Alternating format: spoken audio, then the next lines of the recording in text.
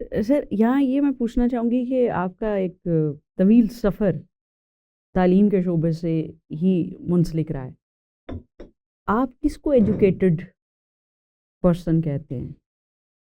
میں اس کی ایک آبجیکٹو ڈیفینیشن کی بات نہیں آپ سے پوچھنا چاہ رہی، ڈاکٹر نظام کے لیے ایک ایجوکیٹڈ پرسن کون ہوتا ہے وہ ہمیں بتائیے۔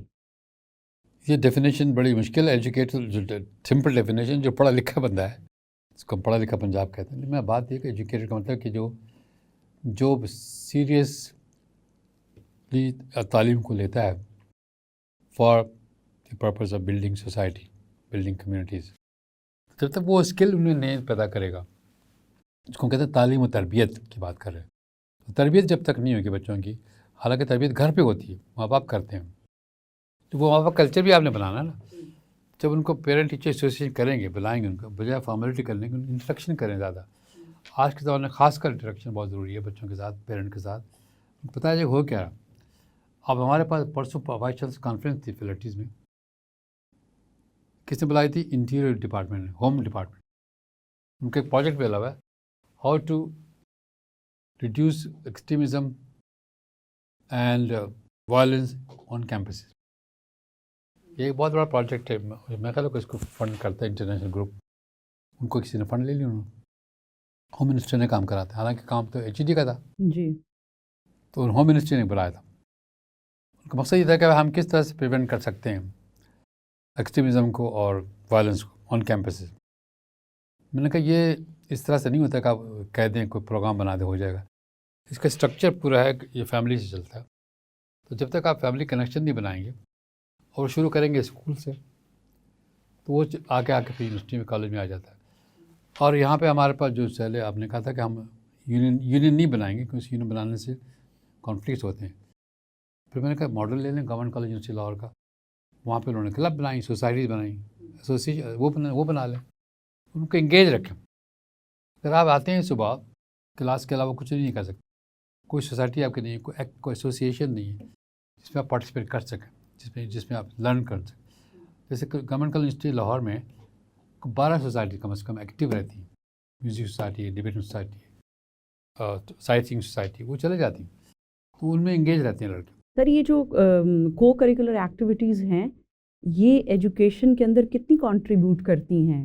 کسی بھی ایجوکیشنل انسٹیٹیوٹ میں وہاں جو اسٹوڈنٹس ہیں ان کی لرننگ میں، ان کی تربیت میں، آپ اگر خاص طور پر چاہیں بات کرنا تو یہ کو کریکولر ایکٹیویٹیز کا تربیت میں کتنا کردار ہوتا ہے؟ میں سمجھتا ہوں بہت زیادہ ہونا چاہیے، اور ابھی تو بالکل نہیں ہے۔ نام رکھا کریکولر لیکن وہ کرتے نہیں ہیں۔ بہت زیادہ اس کا رول ہونا چاہیے، کیونکہ اس میں آپ سیکھتے ہیں skills to work together, to build a team, work in a team.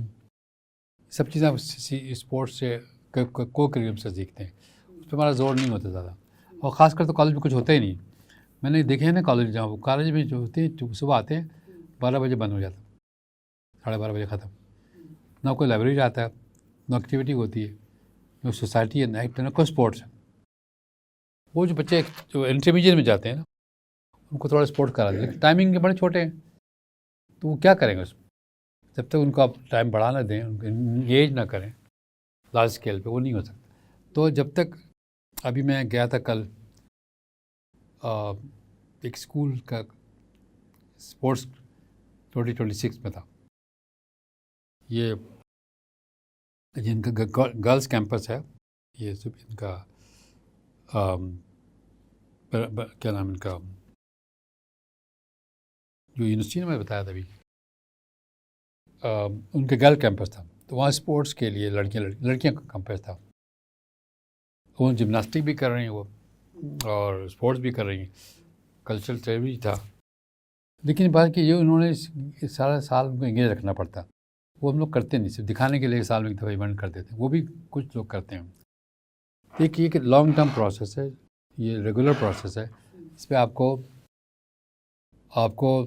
Parents کو، فیملیز کو، ٹیچرس کو انوالو کرنا پڑے۔ میں نے کہا جب تک کیمپس اوپن نہیں ہوں گی، اب دیکھیں میں ڈپارٹمنٹ میں بیٹھے ہوئے الگ الگ، یہ میرا پولیٹیکل سائنس ڈپارٹمنٹ ہے، یہ میرا سائیکالوجی کا ہے، آپس میں بھی نہیں بات کرتے، تو پھر آپ کیسے کہیں گے؟ میں جب تک اوپن نہیں ہوئے گا، ہر بندہ اوپن سوسائٹی بات کرے، کوئی بیریئر نہ ہو، کوئی بیوروکریسی نہ بنائی جائے، ان کو پارٹیسپیٹ کریں، ایکٹیولی ان کو انگیج رکھیں، جب انگریز رکھیں گے تو پھر جائیں گے 12:30 بجے بند کر دیتے ہیں آپ کالج کی کیمپسز 1 بجے، تو پھر وہ کیا پڑھیں گے؟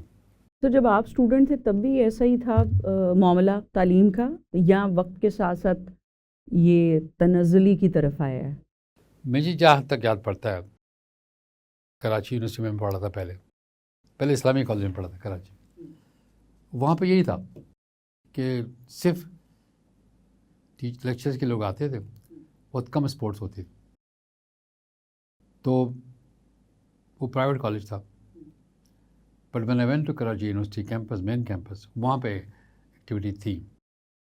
لیکن وہ میرے خیال ہے آہستہ آہستہ فوکس زیادہ ہو گیا ڈگری کے پر، کریکولم پر، کو کریکولم پہ کم ہو گیا. اس کو دوبارہ بڑھانا پڑے گا.